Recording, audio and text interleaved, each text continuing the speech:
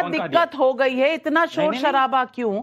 ये सवाल मेरी समझ में नहीं अभी भी आ रहा। सुधांशु त्रिवेदी जी जुड़ गए हैं। सुधांशु त्रिवेदी जी, तहसीन पूनावाला और जयंत जिज्ञासु जी की दोनों की ऑब्जेक्शंस पर जवाब।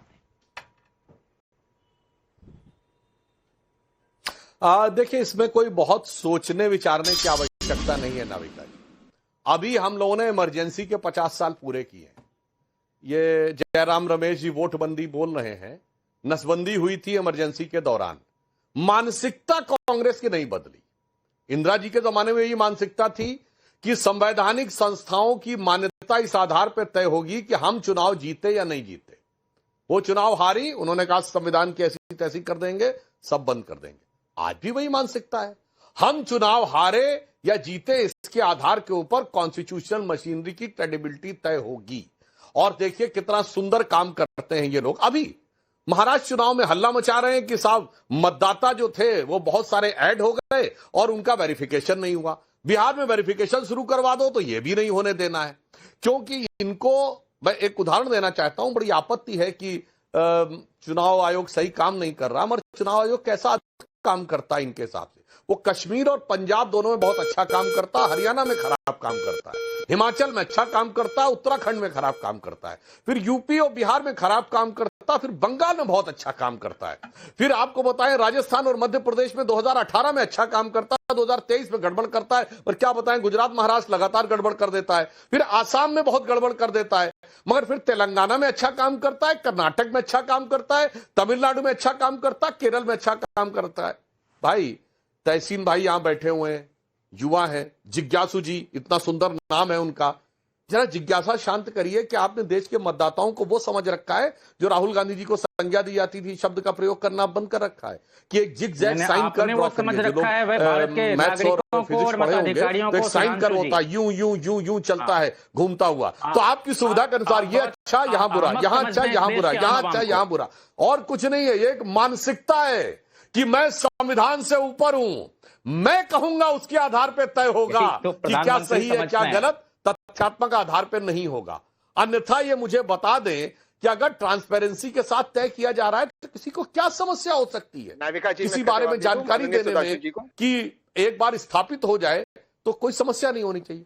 नाविका जी, मैं माननीय सुधांशु जी को एक लाइन में जवाब दे दूं? नहीं, आप एक लाइन में जवाब देने से पहले मेरा सवाल सुन लीजिए। और सवाल है कि इकबाल मसूद को समझ आ जाता है, वो कह रहे हैं कि हर जगह नंबर है, हर गांव का हमें पता है कहां से कितने वोट है, तो ये हमें कोई गुमराह नहीं कर सकता। अगर इससे कम आए तो हम इलेक्शन कमीशन पर सवाल उठाएंगे।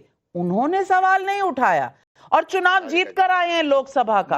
कांग्रेस की समझ में ये बात क्यों नहीं आती जो मसूद साहब के समझ में आती है? तहसीन पूनावाला, इसका राज जरूर खोल दीजिए। मैं ये दोनों सवाल का जवाब दूंगा। सबसे पहले जो नाविका जी आपने आदरणीय सुधांशु जी ने बात की उसका, और फिर आपके स्पेसिफिक सवाल का।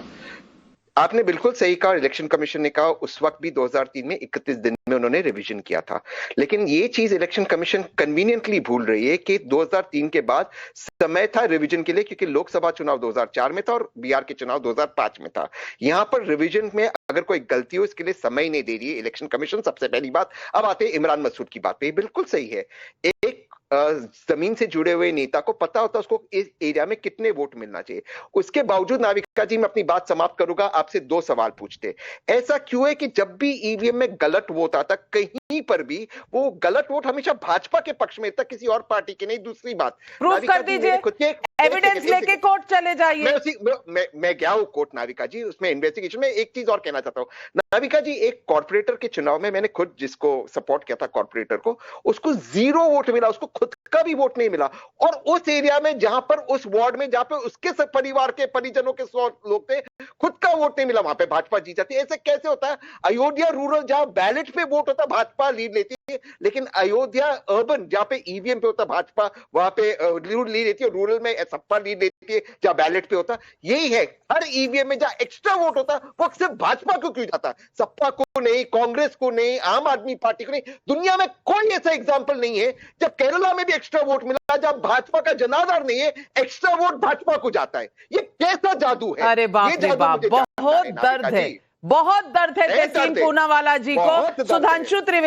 सुधांशु त्रिवेदी जी, जरा दर्द का निवारण कर दीजिए। देखिए तहसीन भाई, आप पढ़े लिखे व्यक्ति हैं, ऐसे नहीं बोलना चाहिए। केरला में आज हमारे सांसद हैं, 17% वोट भाजपा को मिला है। इससे पहले हमारे विधायक रह चुके हैं, और आज से 10 साल पहले तिरुवनंतपुरम नगर निगम में भारतीय जनता पार्टी सबसे बड़ा दल रह चुका है। आप तो पढ़े लिखे, ऐसे क्यों बोलते हैं? और आपने कहा दुनिया में उदाहरण नहीं, तो अब मैं सब प्रमाण बोलता हूं। पहले अभी चुनाव आयुक्त की नियुक्ति पे बात बताई गई। पता नहीं आपके विद्वान वक्ताओं को यह पता ही नहीं है कि हमारी सरकारें आने से पहले एक दौर में चुनाव आयुक्त की नियुक्ति ऐसे होती थी by the order, executive order of the prime minister, जैसे सेक्रेटरी गवर्नमेंट ऑफ इंडिया की होती है, टिल टीएन सेशन, टिल 1991।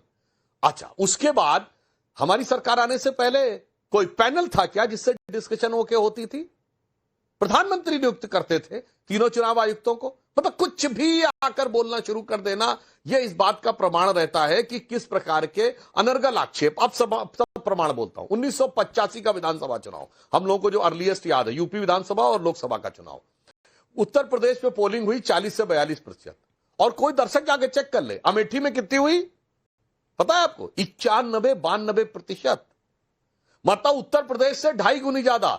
चुनाव आयोग ने कभी संदेह की नजर से देखा ही नहीं। और अमेठी विधानसभा में ऐसे कई बूथ थे उस समय के, जाके मीडिया रिपोर्ट चेक कर लीजिए, जहां यह रिपोर्ट आई 100% से ज्यादा वोट मिल गए। क्यों? बैलेट बॉक्स से होता था तो ये बैलेट बॉक्स लूट के ले जाकर जंगल में रखे जाते थे, जो ठप्पे लगाए गए। उसमें कईयों को ध्यान ही नहीं रहा कि जिस बूथ का बैलेट बॉक्स लाए हैं उसमें नंबर ऑफ बूथ कितने, वोट कितने होने चाहिए, उससे ज्यादा वोट उसके अंदर धर दिए थे।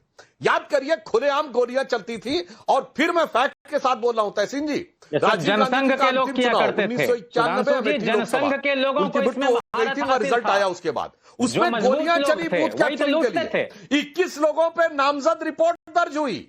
और संजय सिंह जो उस समय चंद्रशेखर की पार्टी में थे, आज हमारे साथ हैं, उनको गोली लगी, उनकी जान जाते जाते बची। राजीव गांधी के इलेक्शन में वोट, ये बूथ लूटने के लिए और मतपेटी लूटने के लिए गोलियां चली हैं। 21 लोगों पे एफआईआर दर्ज। हाँ, इनको वो वाला चाहिए, क्योंकि जब से ट्रांसपेरेंट चुनावी व्यवस्था हो गई है, कांग्रेस को स्पष्ट बहुमत नहीं मिला है।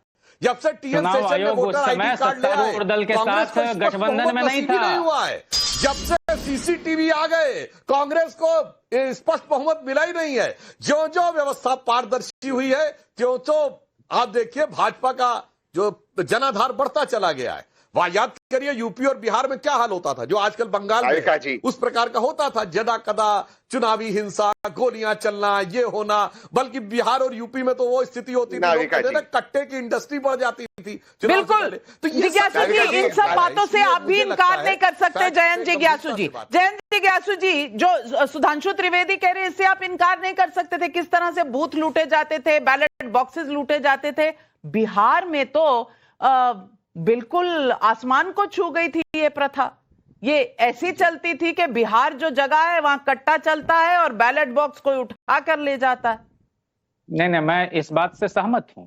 जो प्रभुत्वशाली तबका था वो ये हरकतें करता था। सुधांशु जी, राज्यसभा में ये प्रोसीडिंग उठा के देख लें। एक दलित का हाथ काट लिया गया था। भूपेंद्र नारायण मंडल जी सोशलिस्ट पार्टी के अध्यक्ष थे, उन्होंने इस सवाल को उठाया वहां। इसी पर तो रोक लगी जब लालू प्रसाद जी आए, तो निजी घरों में पोलिंग स्टेशन नहीं होता था, सरकारी स्कूल में या पंचायत भवन में। इस रिवायत को उन्होंने हमेशा के लिए बंद किया, और इसलिए 95 का चुनाव अपार बहुमत से उन्होंने जीता। तमाम तरह के कुचक्र के बावजूद हमारा यह कहना है कि ये मतदाता छटनी बितंडा खड़ा किया जा रहा है, और चुनाव आयोग और भारतीय जनता पार्टी के बीच ऐसा प्रतीत होता है कि कोई आंतरिक गठबंधन हो गया है। जैसे जैसे इस देश के लोकतंत्र की जड़ें मजबूत हो रही हैं, गरीब गुरबे को लोकतांत्रिक प्रक्रिया से परे धकेला जा रहा है। ये एक साजिश है, और हम इस साजिश को बेनकाब करना चाहते हैं, क्योंकि हमको मालूम है कि लीलावती बनाम राज्य चुनाव आयोग का जो एक मामला चला 2015 में, उच्चतम न्यायालय का साफ आदेश था कि गरीबों, मजदूरों और असुरक्षित तबकों को चुनाव से वंचित करना असंवैधानिक है। हमारे नेता लालू जी भी कहते हैं, और हम लोगों के वैचारिक प्रणेता लोहिया भी कहते थे, वोट का राज मतलब छोट का राज। जो गांधी का आखिरी इंसान है, उसके हाथों से ये बाबा साहब के बनाए गए संविधान, अभी आपके सामने तहसीन पूनावाला जी ने ये मंजूर किया कि 2003 में भी 31 दिन में वोटर लिस्ट वेरिफिकेशन हुआ था। खाली अब आपको चिंता है कि ये रिवीजन या कंप्लेंट्स का समय रहेगा नहीं कि नहीं रहेगा, तो अमीक जमा